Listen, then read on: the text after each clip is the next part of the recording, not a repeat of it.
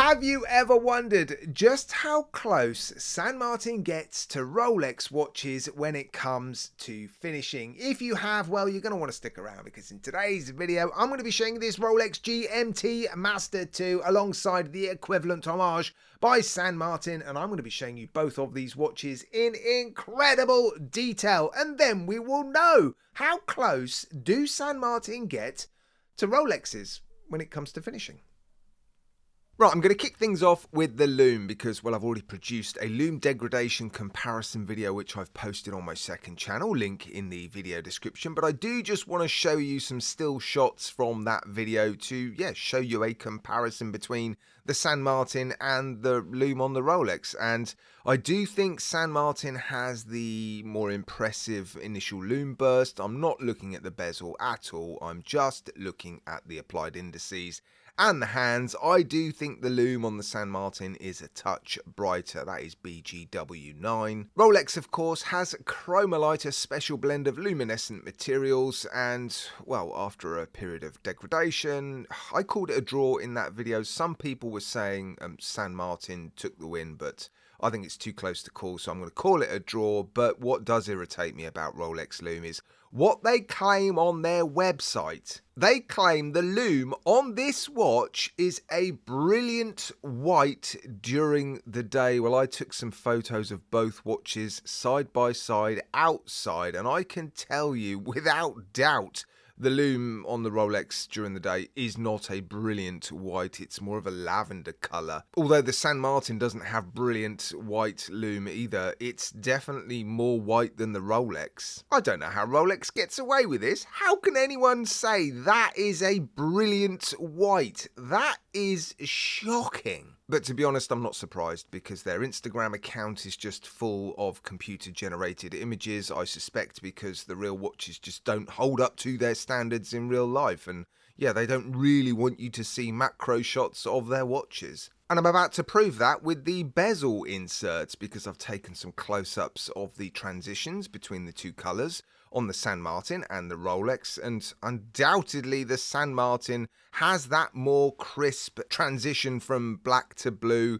The Rolex is really quite fuzzy, and yet we go onto their website and they show us an altered computer-generated picture of one of their Cerachrome bezel inserts, and on the top, look how crisp that defining line is. That's unbelievable. On the sides, yeah, quite fuzzy, like it is in real life. Right, let's take a look at the polishing on the sides of the case, and the Rolex has some pretty obvious streaking, some vertical streaking.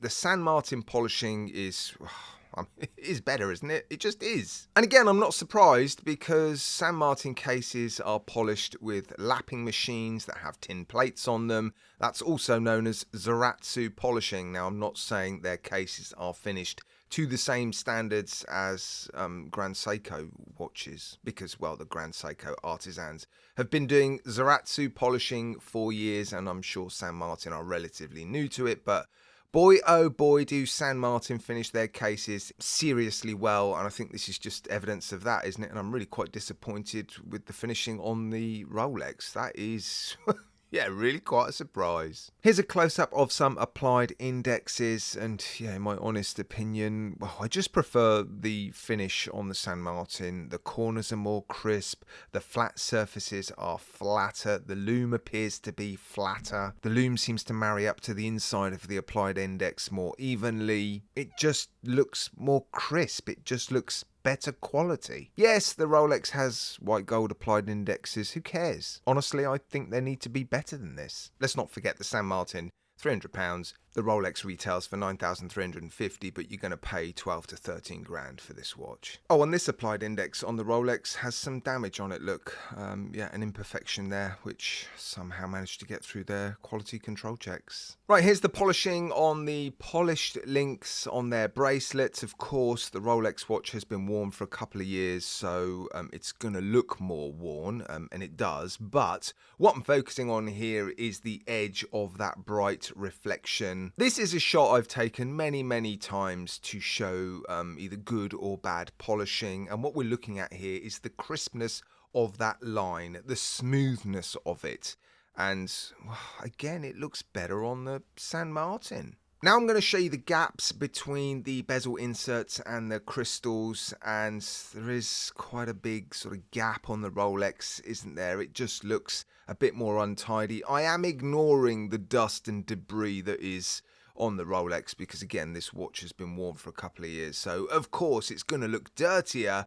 But if we just focus on, well, how that gap looks, again, I just think it looks tidier on the San Martin. It's like they've got the bezel closer to the crystal. On the Rolex, the gap seems too big. Right, this next one, I don't think it's obvious. I don't think there's a clear winner. So yeah, I'm going to let you guys take a look and decide for yourselves. Which is the San Martin and which is the Rolex? Are you ready for the answer to be revealed? There it is. Did you get it right? What about this one? This one's probably a bit more obvious because, again, the Rolex has been worn. So yeah, the Rolex on the right, San Martin on the left, but honestly, not a lot in it, is there? These are the case backs, by the way. You're looking at the transition from the brushing to the polishing. Here's the print. Yes, the print on the San Martin dial is thicker. It's thicker on the minute track. It's just generally thicker, but I don't think the edges are any less crisp. I'll give it to Rolex just because their print is more fine, I guess, and I'm sure that is more difficult to do, but yeah, in terms of the actual quality of the edges of the print, well, I don't think there's a lot in it, really. Here's a close-up of the bezel inserts. I was looking to see how well finished they are. They look to be about the same. It's obvious which is which because, obviously, the Rolex has very deeply cut markers on the bezel insert. But, yeah, I'm looking at that transition from light to dark, and well, it looks about the same, doesn't it? Here we're looking at the gaps, or the lack of gaps, between the lugs and the end links, and on both watches, I mean, the end link fit is sensational. Here I've zoomed into the hour hand. I do think the hour hand on the Rolex is cut better. The hand just looks finer, you know, more delicate. Yeah, it is a better hand, although on this particular watch there is an imperfection, a scratch on the end of the hand. I don't see how that could have been done after this watch was sold. I don't see anybody taking this 2-year-old Rolex apart and damaging the end of that hour hand. So yeah, this Rolex was supplied, I suspect, with damage or a scratch on the end of the hour hand, which again is quite disappointing. Here we're looking at the gaps between the bezel inserts and the bezels on the outer edge, that is, and yeah, I think the Rolex is better. It's just a smaller, tidier gap, isn't it? The San Martin is still good. It's not a huge gap, but yeah, it is bigger than it is on the Rolex. Right, guys, yeah, what do you make of all that? Let me know in the comments section. No doubt there will be absolutely 100% Rolex fanboys up in arms, accusing me of altering the pictures, swapping them over. I don't know, they'll be making all sorts of excuses, no doubt, but I always in these sorts of videos try to just show pictures that, well, don't need me to try and sway you one way or the other. I think the pictures speak for themselves, don't they?